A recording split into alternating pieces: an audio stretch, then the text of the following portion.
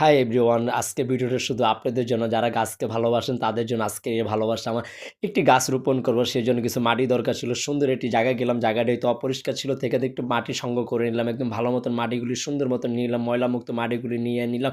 তারপরে মাটিগুলো আনার পরে মাটিগুলো সুন্দর মতন একদম গুঁড়া গুঁড়া করে নিচ্ছি। যত ময়লা ছিল সব ময়লাগুলো আমি একদম ভালো মতন ফালিয়ে দেওয়ার চেষ্টা করছিলাম। মাটিগুলি ফালাই দেওয়ার পরে সুন্দর মতো একটি তুলসী গাছ নিয়ে এলাম।